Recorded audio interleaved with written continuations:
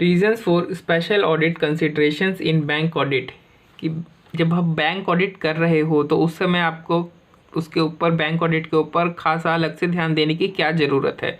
तो उसके कुछ कारण बताए गए हैं, जैसे कि the continuing development of new products and services and banking practices which may not be matched by the concurrent development of accounting principles and auditing practices.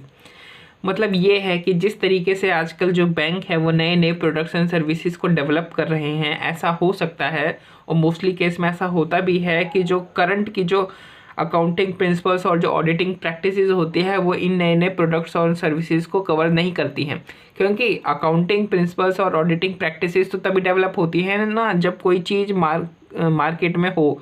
जब ये चीज़ अभी मार्केट में थी ही नहीं तो इनके ऊपर ये प्रिंसिपल्स और प्रैक्टिसेस डेवलप कैसे होंगी।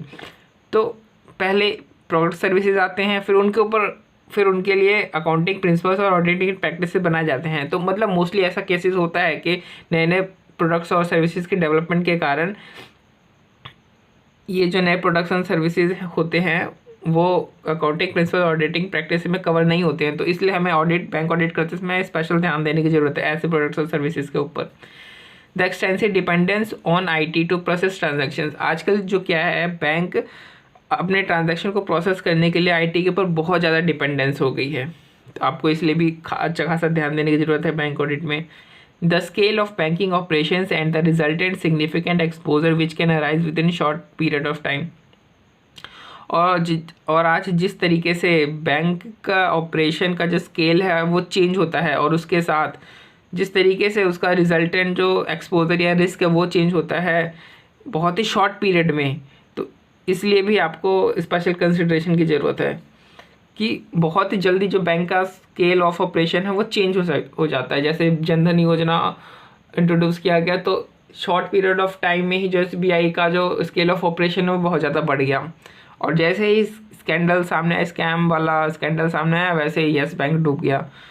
तो बहुत ही शॉर्ट पीरियड ऑफ टाइम में क्या होता है, जो बैंकिंग का जो ऑपरेशन का जो स्केल होता है वो बहुत जल्दी चेंज होता है और उसके कारण जो एक्सपोजर है वो भी कम ज़्यादा होता रहता है। तो इसलिए भी आपको स्पेशल कंसिडरेशन की ज़रूरत है बैंक ऑडिट में।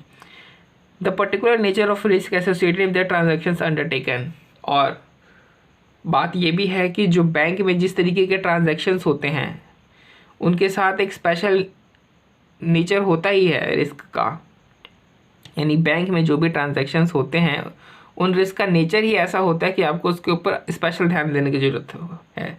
The effect of the statutory and regulatory requirements, और चूँकि बैंक है तो बैंक के ऊपर एक रेगुलेटरी बॉडी भी होगी। अब रेगुलेटरी बॉडी है तो उसकी रिक्वायरमेंट्स का, उसकी स्टैट्यूटरी और रेगुलेटरी रिक्वायरमेंट्स को हमें फुलफिल भी करना पड़ेगा।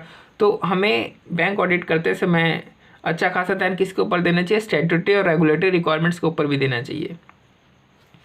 अब डिपेंडेंस ऑन IT, जो नई नई टेक्नोलॉजी है उसके इवोल्यूशन के कारण और नेट बैंकिंग जैसे सर्विसेज प्रोवाइड करने के कारण जो बैंक का जो ऑपरेशनल और जो फाइनेंशियल रिस्क है वो बहुत ज़्यादा ही एक्सपोज हो गया है।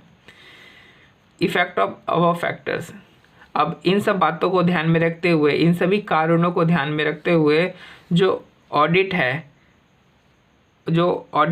ऑडिट करते समय ऑडिट की डिज़ाइन इस तरीके से होनी चाहिए कि इन सभी कारणों को ध्यान में रखा जाए।